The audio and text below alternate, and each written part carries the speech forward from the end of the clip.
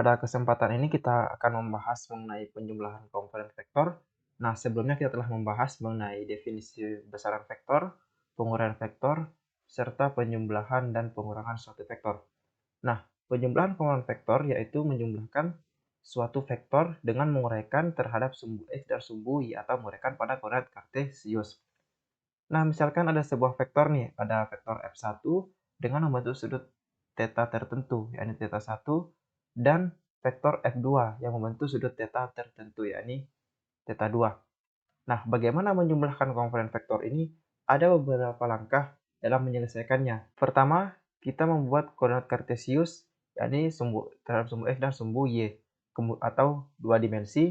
Kemudian kita letakkan pangkal vektor ini ke titik tangkap semua vektor atau titik asalnya, yakni di X-nya sama dengan 0 dan Y-nya sama dengan 0.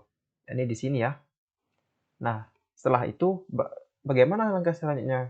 Kita kan sini akan mencari berapa besar komponen vektornya atau besar resultan vektornya. Langkah selanjutnya yaitu kita uraikan setiap vektor, yakni vektor F1 terhadap sumbu X dan vektor Y terhadap sumbu Y.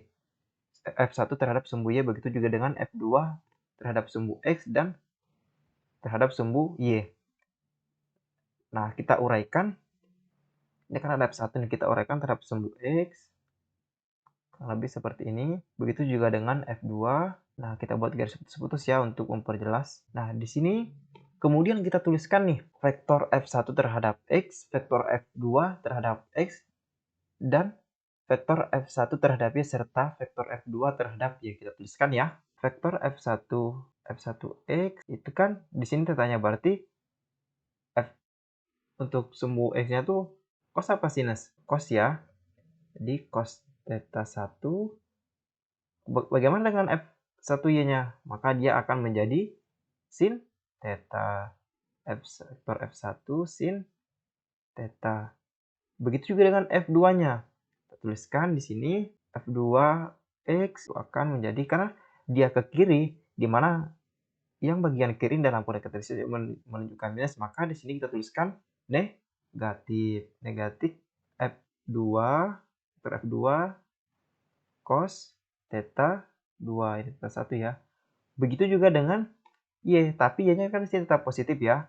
Maka kita tuliskan seperti biasa, vektor F2Y, F2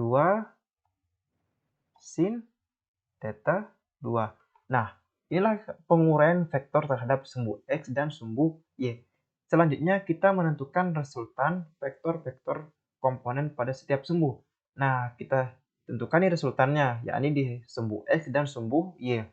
Kita tuliskan sigma vektor R X. Nah, di mana di sini kan ada dua nih, F1X dan F2X. Kita tuliskan vektor F1X ditambah di sini kan F2-nya minus atau negatif. Maka kita tuliskan di sini negatif F2X.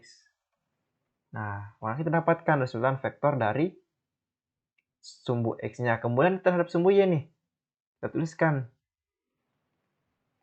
maka F1Y, vektor F1Y ditambah dengan F2, vektor F2Y. Nah, inilah resultan kedua vektor terhadap sumbu X dan sumbu Y-nya. Kemudian, kita akan mencari besar vektornya atau R-nya. Di mana teman-teman masih ingat gak nih sebelumnya kita telah membahas mengenai penggunaan vektor. Bagaimana bentuk besar atau mencari hasil besar suatu vektor?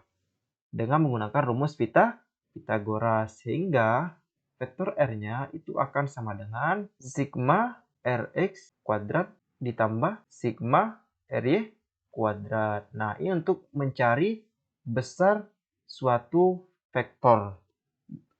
Nah, bagaimana dengan arahnya? Nah, teman-teman masih ingat nih bagaimana cara mencari arahnya?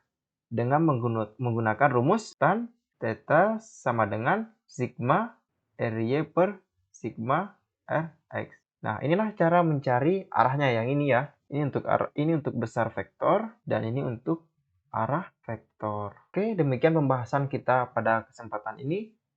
Mohon maaf bila salah kata. Sekian dan terima kasih.